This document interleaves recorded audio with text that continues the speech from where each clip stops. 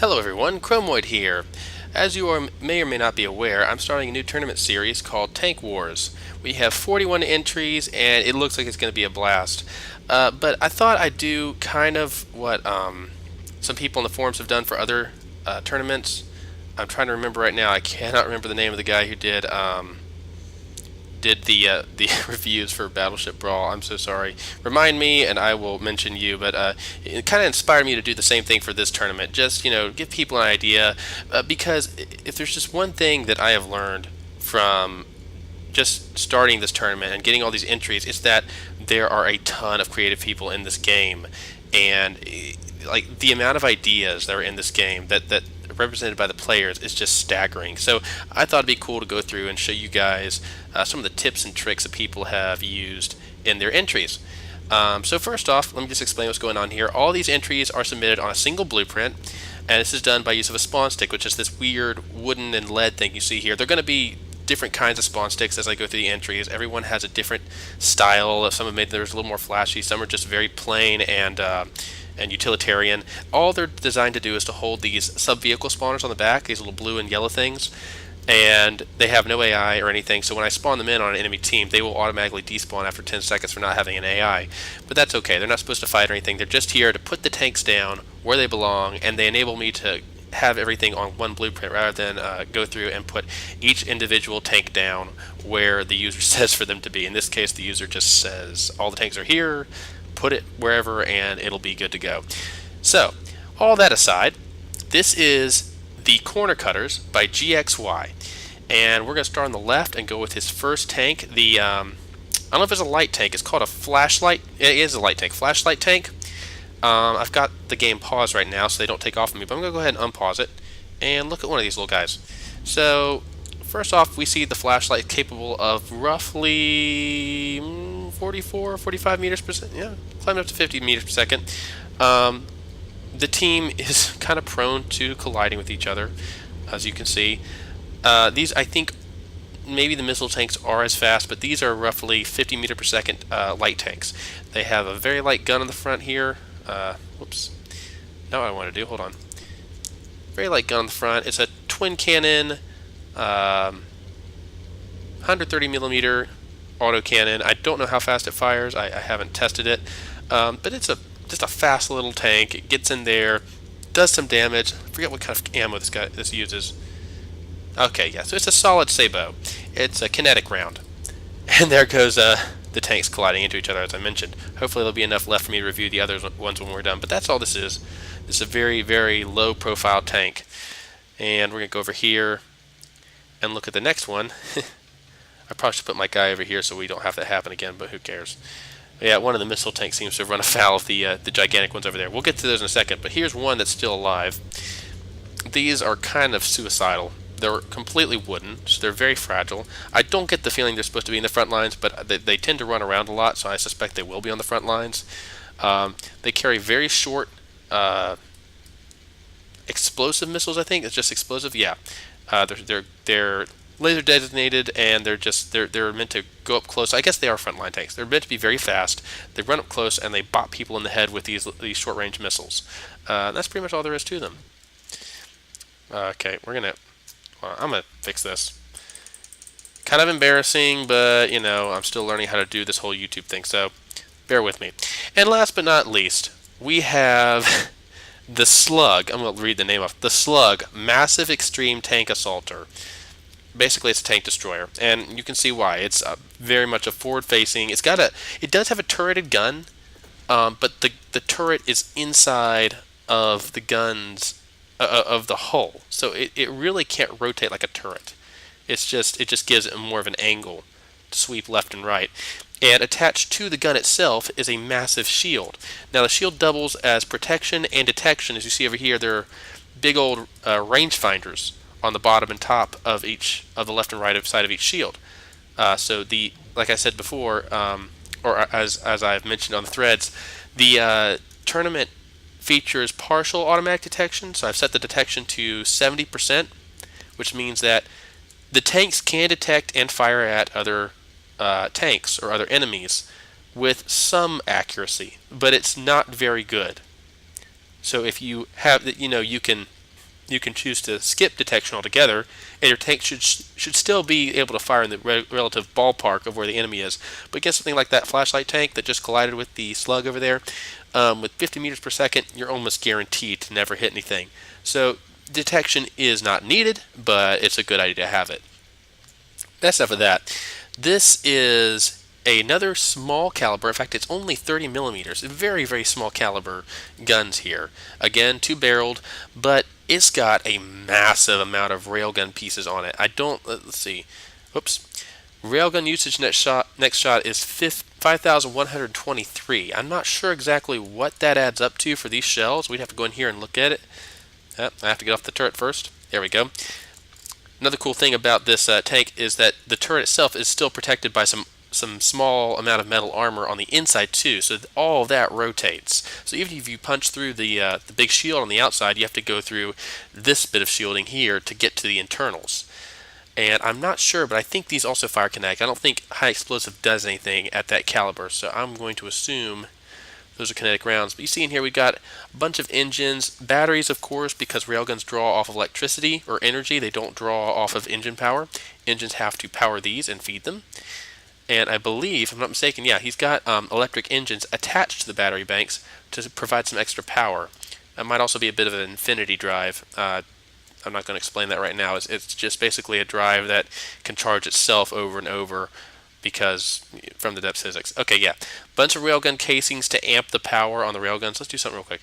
5125, I guess. We're going to assume the rail draw of 5125 on a 30 millimeter shell designed like this propels it to almost 2,000 meters per second. Okay, so you get an expected kinetic damage out of a 30 millimeter shell, one of the smallest shells I've ever seen on a tank.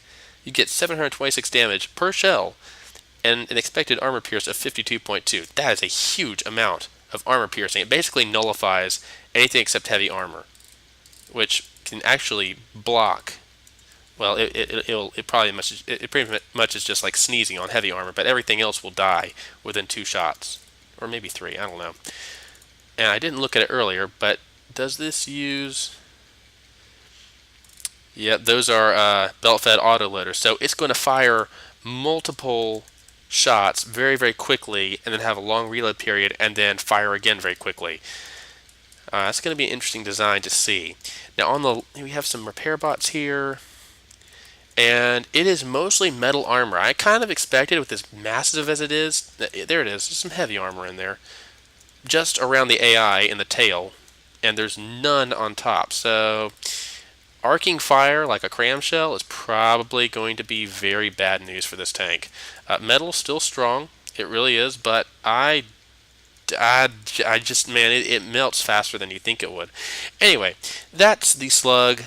And, oh, one more thing I want to point out. I think this is, yeah, this is, okay.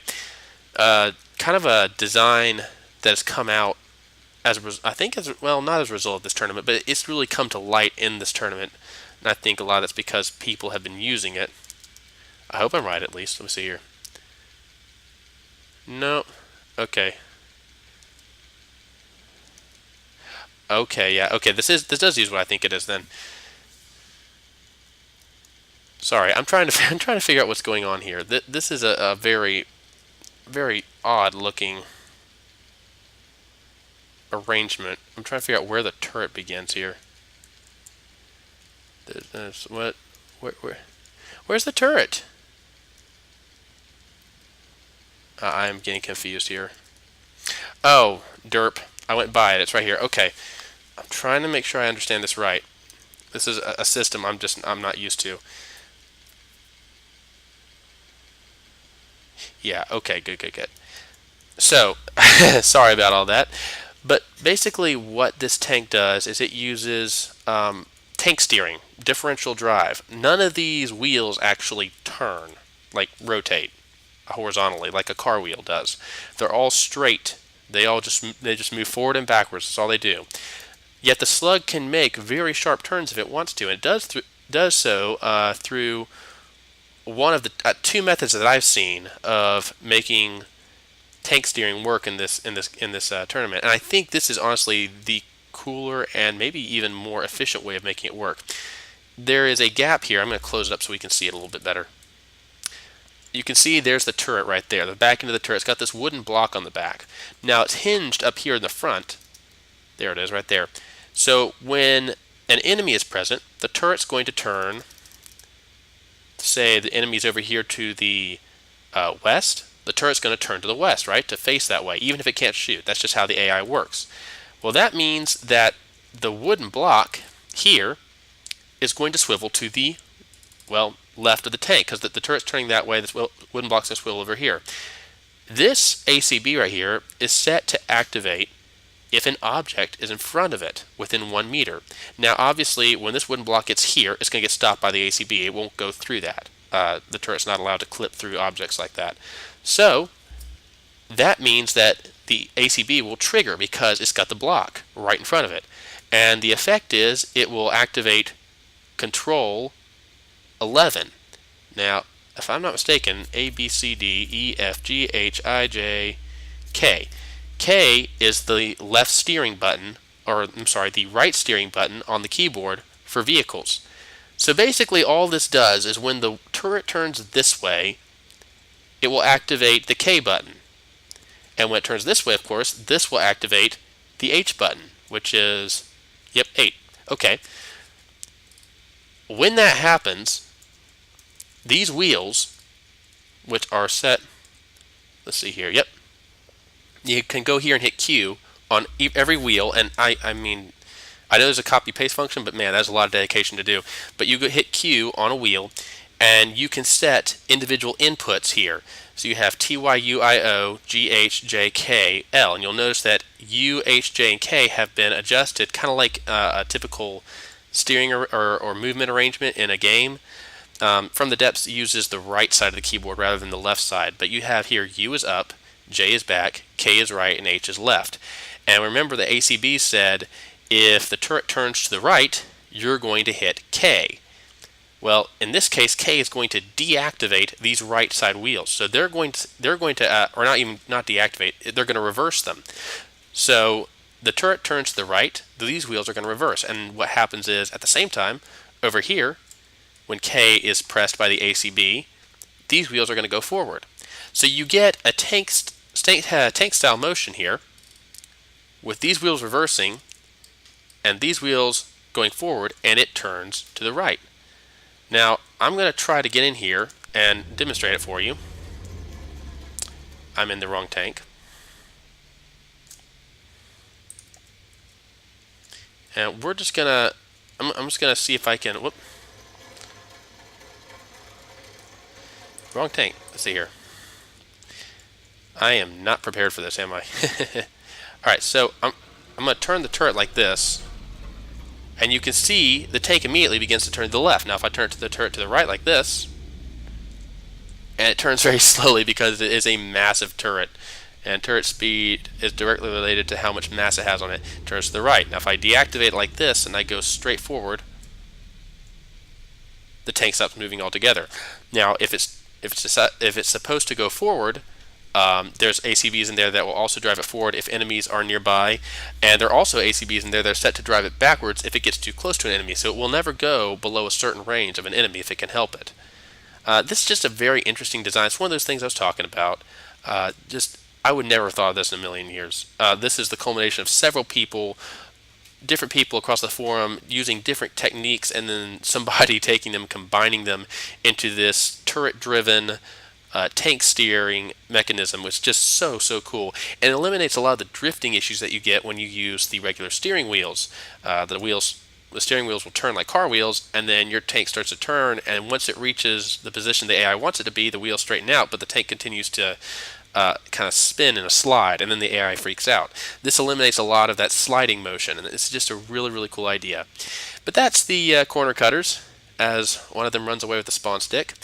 And I've been Chromoid, and just stay tuned for more of this awkward commentary on different people's designs and creations. If you liked it, leave a like or a comment. Let me know what I could do better, what I'm doing right. Always appreciate feedback. Like I said, I'm a noob, so any feedback is appreciated. I'll see you guys next time. Peace.